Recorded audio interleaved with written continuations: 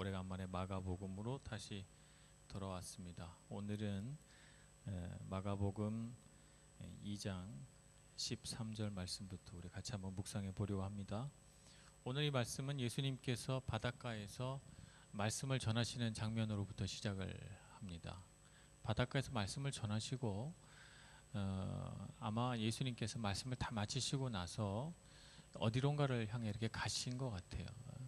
예수님이 무슨 목적을 가지고 어디로 가시는지는 잘 모르지만 지금 정황상 마태의 집에 가서 식사를 하신 것 보니까 예수님께서 아마 식사하실 때가 돼서 자리를 이렇게 옮기시는 것 같은 그런 느낌이에요.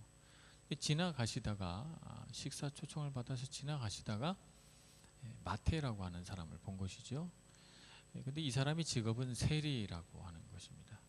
이 부분을 좀 오해를 하면 안 됩니다. 지금 우리 세무공무원 아주 좋은 직업이거든요. 세무공무원 죄인 아닙니다. 회계사 아주 좋은 직업이에요. 이거 성경적으로 이건 죄인이다 이렇게 보면 안 됩니다. 이때 왜 세리가 죄인인가 하면 당시에 그 이스라엘이라고 하는 나라는 로마의 속국이죠. 로마의 속국이라서 당시에는 그 속국이 된 나라를 하나의 주로 통치를 했는데 그걸 속주라고 했어요. 속주는 대개 몇 개의 주를 합쳐서 로마에서 총독을 파견합니다. 로마에는 원로원이라고 하는 그런 체제가 있죠. 그래서 원로원의 대표가 집정관입니다. 원로원에서 집정관을 뽑아요. 그러면 집정관이 임기가 1년이거든요. 임기가 끝나면 그때마다 가장 최전방의 어느 지역의 속주의 총독으로 나가게 되는 거예요. 전직 집정관 자격으로 이렇게 나가는 거예요.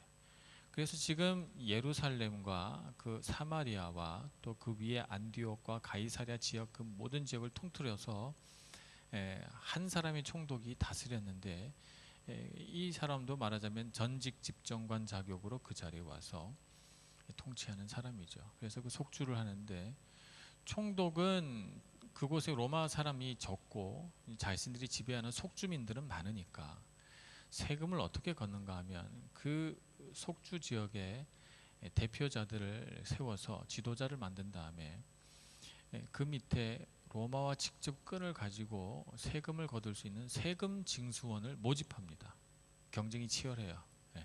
그래서 세금 징수원을 모집을 해가지고 이 세금 징수원이 로마의 권력을 등에 업고 세금을 직접 징수를 하는 거예요. 그러니까 그 세금을 징수하는 사람은 그 나라 그민족이죠. 그러니까 로마에다 세금을 내는 사람들 입장에서 생각해 보면 백성들의 피를 빨아먹는 아주 그 뭐라 그럴까 빈대 같은 놈 뭐 이렇게 보는 거예요. 민족 정서상. 그래서 세금을 걷어다가 로마에다가 주면 로마에서는 세금을 걷었다고 해서 만약에 로마에서 속주는 5% 전체 자기 수입의 5%를 세금으로 내라 그러면 이 사람은 5%만 걷는 게 아니에요. 7%, 8% 이렇게 걷어가지고 5%만 로마에다가 납부하고 나머지는 다 자기 거 이렇게 되는 거죠. 그래서 그것을 통해서 부정부패를 할 수 있도록 길이 열려져 있고 로마가 또 그런 것들을 속주를 잘 다스리기 위해서 눈 감아줬죠. 그러다 보니까 이 세리라고 하는 사람은 민족을 팔아먹은 민족 반역자요.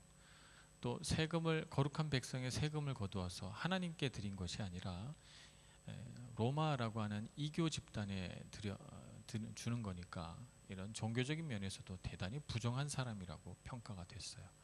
그래서 민족 감정에 따라서 또 종교적인 어떤 그런 율법에 따라서 이 세리라고 하는 사람은 죄인으로 낙인이 찍혀져 있는 거예요. 자, 그래서 세리는 죄인입니다. 지금 세무공무원 죄인 아니에요. 굉장히 좋은 직업이라는 걸 말씀을 드릴게요. 자, 그래서 마태는 세리로 세금 징수관에 앉아서 세금을 징수하고 있었던 거예요. 그런데 예수님께서 바로 그 앞을 지나가셨던 것이죠. 그래서 마태를 보시고는 뭘 보셨는지 모르겠어요. 예수님은 우리가 보는 것과는 조금 다른 관점에서 세상을 보시니까 마태를 보시고 너는 나를 따르라 이렇게 말씀하셨어요. 영어 성경을 보니까 아, 예수님 말씀만 이렇게 뭐 파란색이나 빨간색으로 이렇게 돼 있잖아요. 전부 예수님 말씀이 없는데 거기만 Follow me만 빨간색으로 딱 돼 있어요. 그래서 그 페이지가 너무나도 선명하게 제 눈에 들어오더라고요. Follow me, 나를 따르라. 네 이름이 뭐냐라든지 왜 세금을 징수하고 있느냐라든지 너가 무슨 갈망이 있느냐라든지 그런 걸 물어보지 않으셨어요. 우리는 예수님께서 조금 더 우리에게 친절하게 말씀해 주시기를 원해요. 그죠? 예를 들자면 우리가 상처가 있어서 많이 괴로워요. 그러면 너가 많이 아프니? 이렇게 물어보시기를 원하고, 내가 힘이 들면 너가 많이 힘들지? 어깨도 한번 쳐주기를 원하고, 그런 예수님을 상상하고 기대하지만 예수님께서 사람을 부르시는 방식은 그런 방식이 잘 없으세요. 우리가 성경을 좀 자세히 볼 필요가 있습니다. 예수님께서 사람을 부르실 때는 독특하게도 그냥 Follow me라고 이렇게 부르시죠. 나를 따르라. 나를 따르라 라고 하는 그 말을 들은 사람이 따를 것이냐 말 것이냐 라고 하는 것은 전적으로 그 사람의 몫이에요. 그 사람의 책임이죠. 우리에게도 예수님은 제일 처음 우리를 부르실 때 어떻게 부르시는가 하면 나를 따르라 이렇게 부르시거든요. 나를 따르라. 그럼 나를 따르라 라고 하는 이 명령이 왜 중요한가 우리가 생각을 해봐야 돼요. 우리는 죄 가운데 살기 때문에 우리가 얼마나 죄인인지 잘 몰라요. 거기에 문제가 있어요. 우리가 죄 속에 살기 때문에 내가 얼만큼 병들었는지 몰라요. 내가 얼만큼 인생에 관해서 갈급한지, 정말 내가 무엇이 필요한지 몰라. 때로는 누군가가 나에게 원하는 것을 하기 위해서 허덕허덕, 혹은 내가 원하지 않는 어떤 일들이 나에게 맡겨져서 그것 때문에 허덕허덕, 혹은 이렇게 살아야만 된다고 하니까 남들처럼 나도 잘 살아보려고 허덕허덕, 그러면서 인생을 뭔지는 모르지만 내가 원치는 않는 것 같은데 헐떡거리면서 살아가는 거예요. 그러면서 내 안으로는 전부 병들어서 눈물과 아픔과 고통과 괴로움들이 내 마음속에서 비처럼 줄줄 흘러내리고 있죠. 근데 그런 삶을 너무 오랫동안 살아와서 내가 병든지 몰라. 그래서 내가 살아오던 패턴대로, 내가 살아오던 관성대로 그냥 계속 쭉 살아가는 거죠. 뭐 내 인생에 크게 바뀌는 일이 있겠어? 그냥 이렇게 살아가는 거지. 이렇게 생각을 하고 살아갑니다. 그렇게 살아가고 있었죠, 마태가. 그렇게. 세금 징수원이 나 아니고 다른 사람 될 수도 있잖아. 나 아니어도 누군가는 할 건데 내가 해서, 그래서 나는 그래도 다른 세리들보다는 조금 덜 착복하잖아.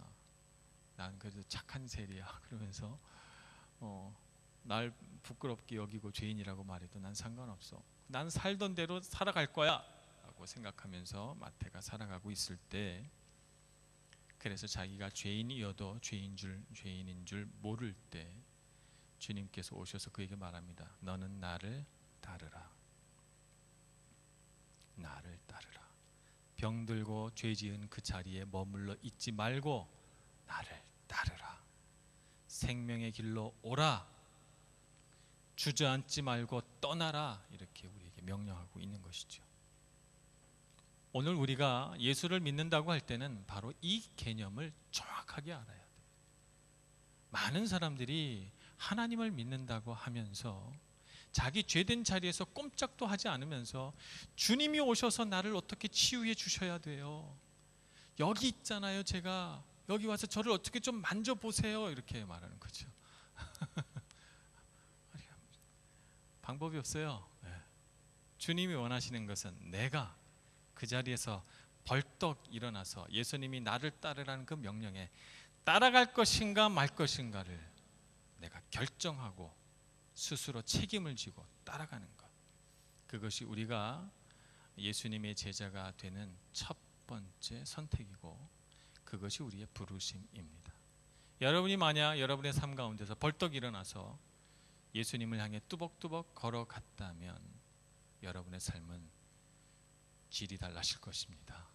여러분의 삶은 목표가 달라질 것입니다. 네.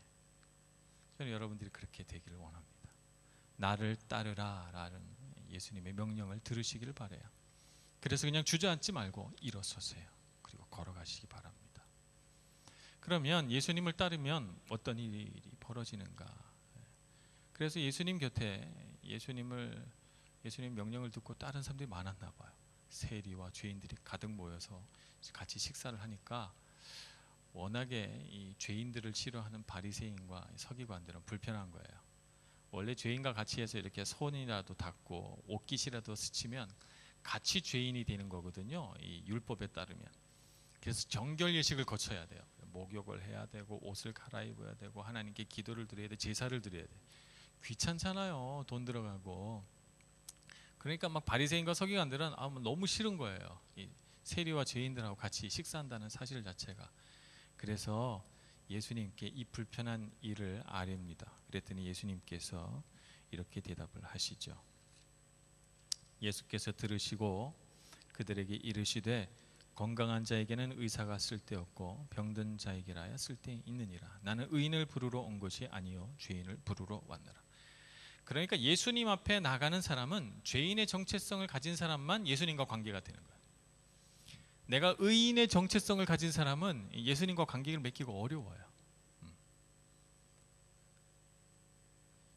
이게 굉장히 중요한 포인트예요. 여러분, 많은 사람들이 자기가 의인이라고 생각하거든. 이 세상에 많은 사람들이 나는 맞다고 생각하고 나는 잘하고 있다고 생각하고 내가 틀린 게 뭔가라고 생각하고 내 관점에서 세상을 바라보기 때문에 내가 의인이기 때문에 그래서 예수님을 따라가기가 어려워요. 예수님과 정말 건강한 관계를 맺을 수 있는 사람은 내가 죄인이라는 것을 아는 사람. 그래서 저는 죄인입니다 라고 하는 말은, 이런 고백은 예수님 편에서 보면 이런 고백이죠. 저는 주님이 필요해요 라고 하는 고백인 것입니다. 저는 제 혼자 제 인생을 자신 있게 살아갈 능력이 없어요. 그러니 주님이 필요해요 라고 하는 고백이 됩니다. 그러니까 죄인이라는 고백은 내가 열등하다는 고백이 아니에요. 내가 못났다는 자기 자학이 아닙니다. 나는 이 세상에서 사라져야만 되는 쓸모없는 존재라는 고백이 아니에요. 죄인이라는 말은 주님, 저는 주님이 필요합니다 라고 하는 고백이죠. 우리의 교만한 손을 하나님을 향해 내밀고 제 손을 잡아주세요 라고 하는 도움 요청의 고백이 바로 나는 죄인입니다 라고 하는 고백입니다. 그래서 여러분의 삶에 저는 이렇게 축복하고 싶어요. 죄인이라는 깨달음이 영원히 끝나지 않으시기를. 날마다 죄인이라고 가슴 아프게 고백할 수 있는 여러분들이 되시기 바랍니다. 여러분이 스스로 죄인이라고 고백하는 한 주님은 늘 여러분 곁에 있습니다. 그러나 우리가 의인이라고 생각하는 순간 우리는 더 이상 예수님 필요 없어요. 그러면 우리가 예수님께 죄인이라고 고백하고 나가면 어떤 일이 일어나는가? 의사이신 주님께서는 죄인이라고 고백한 그 사람을 이제 치유하기 시작합니다.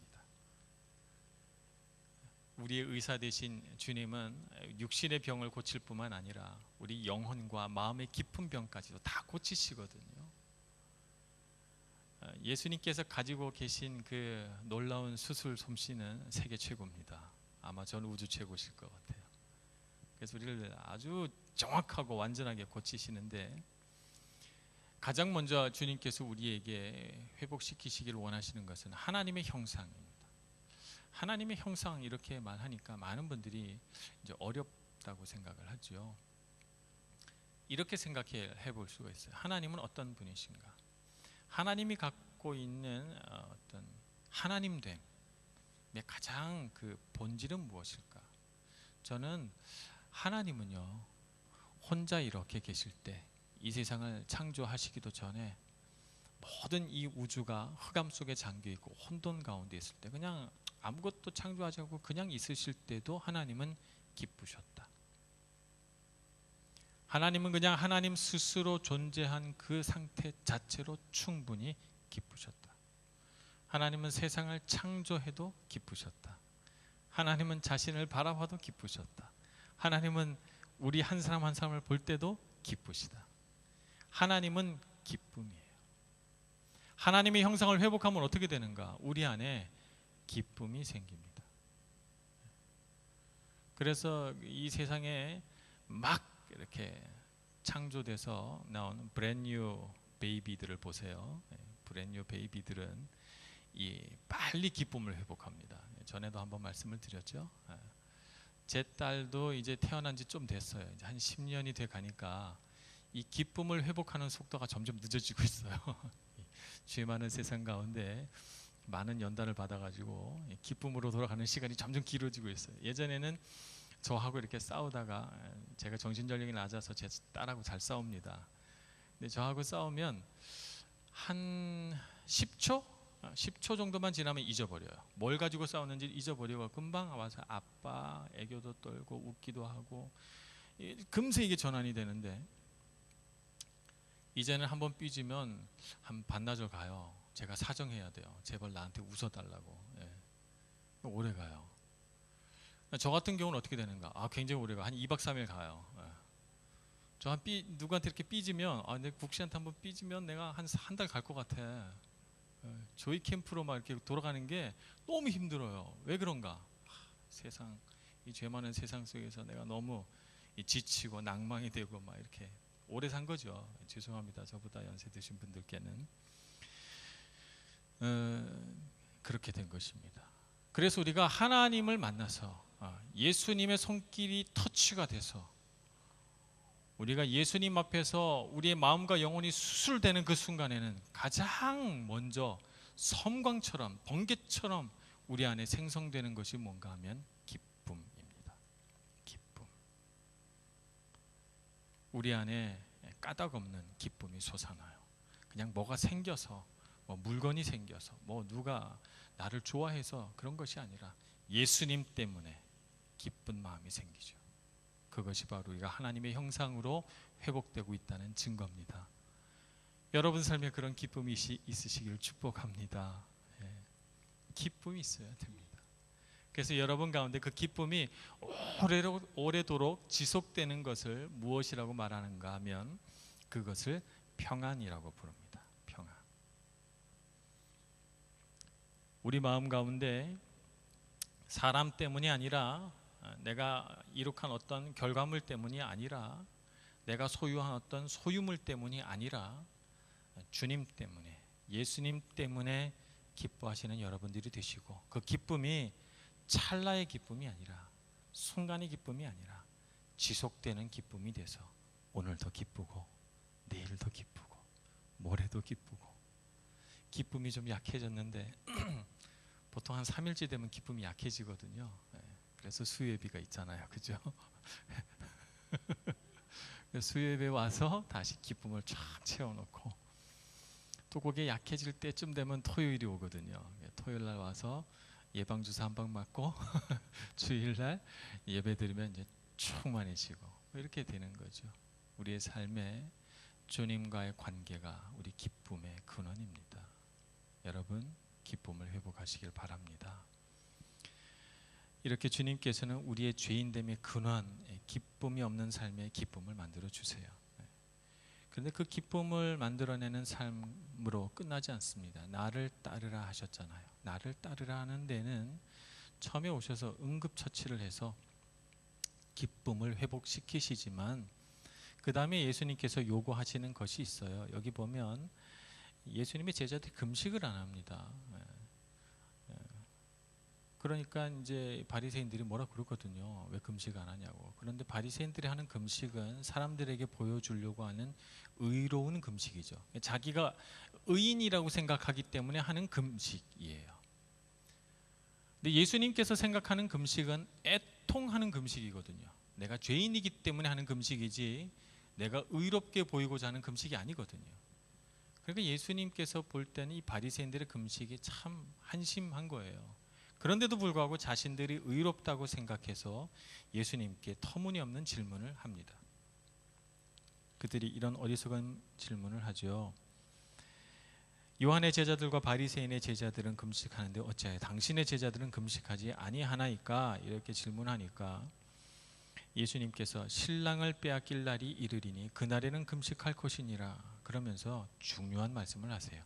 생배 조각을 낡은 옷에 붙이는 자가 없나니 만일 그렇게 하면 기운 새 것이 낡은 그것을 당겨 헤어짐이 더하게 되느니라. 새 포도주를 낡은 가죽 부대에 넣는 자가 없나니 만일 그렇게 하면 새 포도주가 부대를 터뜨려 포도주와 부대를 버리게 되느니라. 오직 새 포도주는 새 부대에 넣느니라 하시니라. 이렇게 대답하시죠. 무슨 말씀인지 되게 헷갈리죠. 예수님께서 좀 쉽게 말씀해 주시면 좋은데 이 말씀은 이런 거예요. 기쁨을 회복한 사람이 자기의 삶이 새로 마련됐잖아요. 우리 안에 생긴 이 기쁨, 이 소망, 이게 다 새 포도주란 말입니다. 새 포도주인데 새 포도주를 내 낡은 습관, 내 낡은 신앙생활 속에 집어넣으려고 하면 안 된다는 거예요. 터져버린다는 거죠.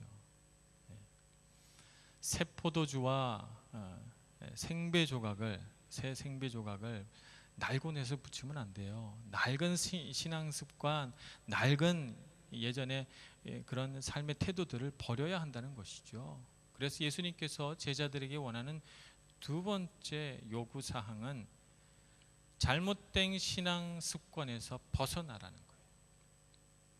그래서 자기 삶을 고쳐야 돼요.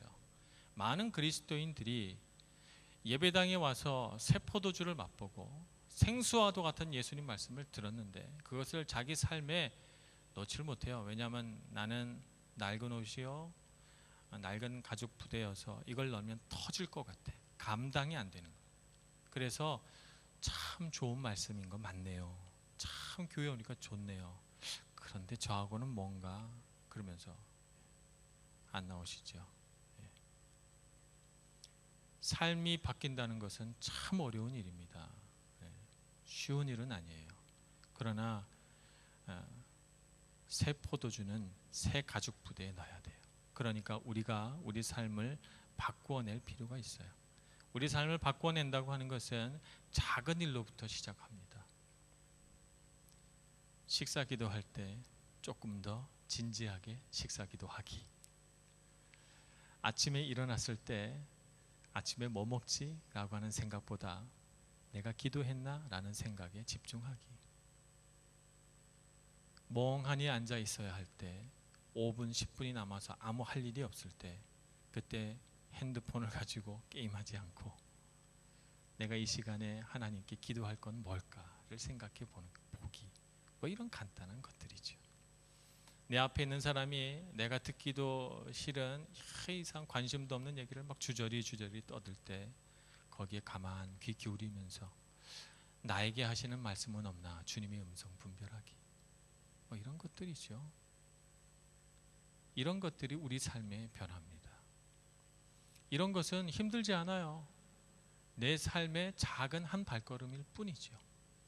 그렇게 한 걸음 한 걸음 내 삶을 도전해 가고 나를 낮추고 주님을 높이는 삶을 살아가다 보면 내 삶에 변화가 오기 시작합니다.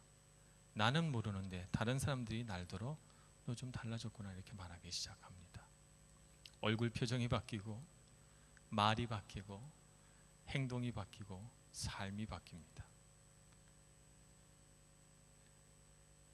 예수님의 제자는 그렇게 만들어집니다. 여러분, 그렇기 때문에 지금 당장 뭔가 의리번쩍한 변화가 일어나지 않는다고 여러분의 새 가죽 부대가 되는 삶을 포기하지 마시기를 바랍니다. 특별히 이제 6월달이 돼서 어떤 청년은 한국으로 가고 어떤 청년은 이태리에 남고, 한국에 있는 청년들은 이태리에 가는 걸 그렇게 부러워할 텐데 여기는 이상하게 한국에 가는 청년들을 부러워해요.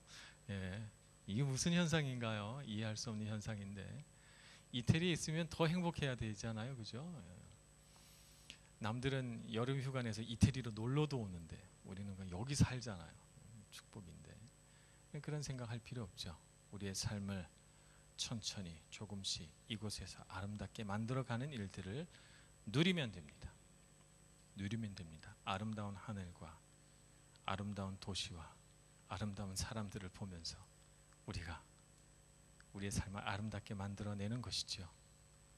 그렇게 된다면 우리의 삶은 지금 현재는 아무것도 바뀐 것이 없게 느껴질지라도 우리가 그런 삶을 지속적으로 살아가는 한 10년이 지나고 20년이 지나면 그렇게 살지 않은 사람과는 정말 다른, 전혀 다른 그런 삶을 우리가 살게 될 것입니다.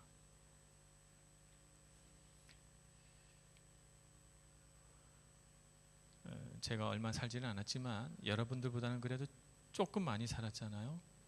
20대 때 우리 친구들을 바라보면서 이런 생각했어요. 쟤는 40이 넘어서 뭐가 돼 있을까?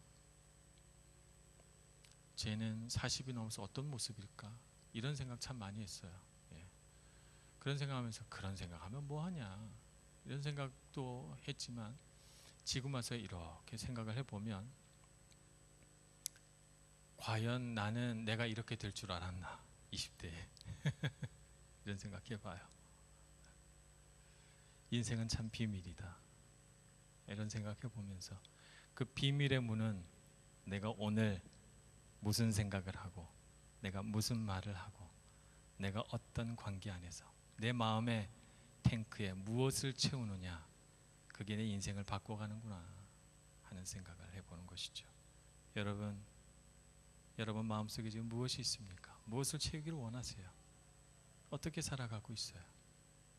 여러분의 삶에 도전장을 내보시길 바랍니다. 예수님 따라가는 삶을 살아가세요. 그러면 여러분들이 10년 뒤, 20년 뒤에 여러분이 전혀 예측하지 못한 정말 멋진 하나님의 놀라운 일들이 여러분을 기다리고 있을 것입니다. 그때 아마 여러분들은 여러분의 삶을 바라보면서 주님은 살아계시다고 찬양하게 될 것이에요.